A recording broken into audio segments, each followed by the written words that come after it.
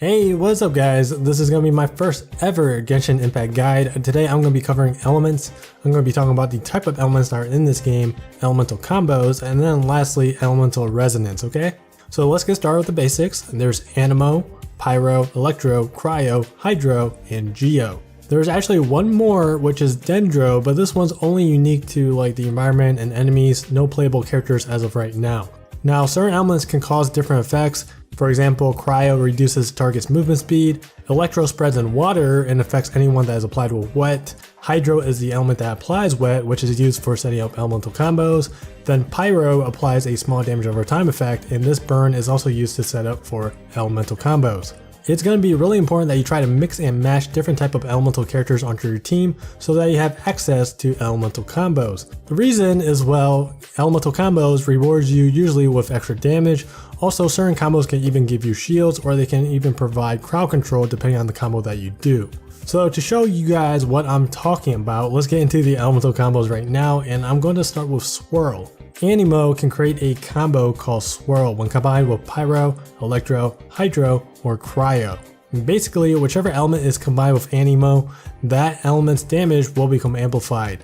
For example, if you use Anemo and Pyro together, then you'll get bonus Pyro damage. The same principle goes for the other three elements shown when they are combined with Anemo.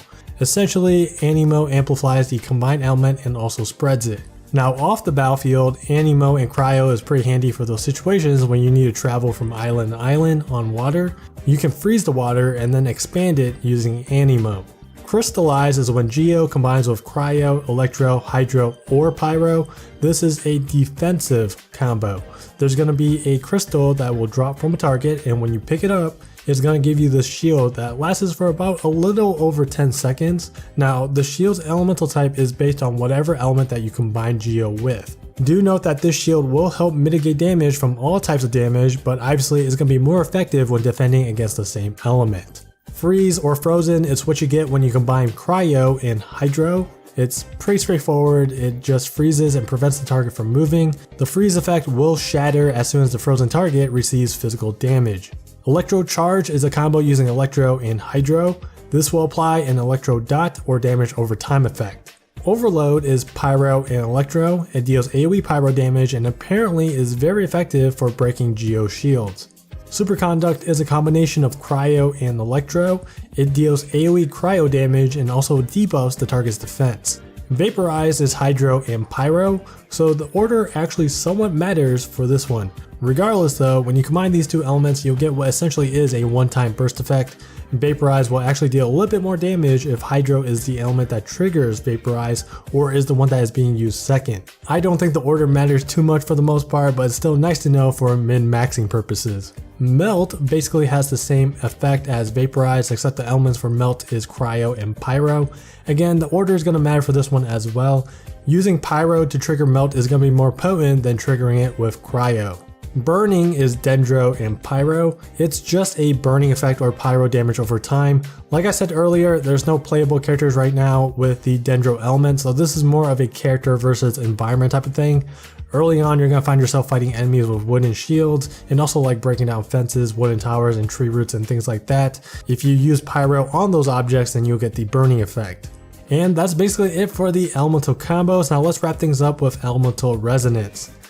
So if you go to the party setup, you'll see the elemental resonance button on the top right. So when you have certain combination of elemental characters on your team, your whole team is going to be granted certain bonuses. As you can see, because I have Diluc and Xiangling, who are both Pyro characters on my team, my whole team is receiving the Fervent Flames bonus, which boosts attack by 25%. You know, just like a nice little Unga Bunga bonus. But yeah, these bonuses are very different, and these definitely do help a little bit if you're trying to like min-max your party towards a certain playstyle.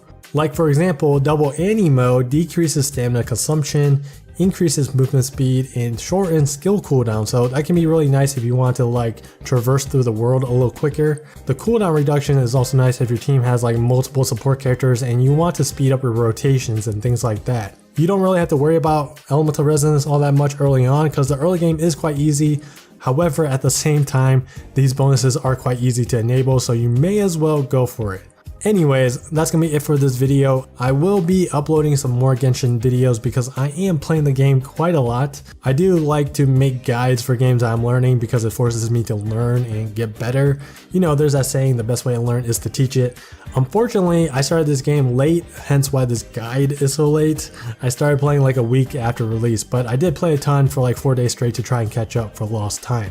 But yeah, anyways, as always, thank you guys so much for watching. Hope you guys enjoyed. Take care, and I'll see you guys in the next video.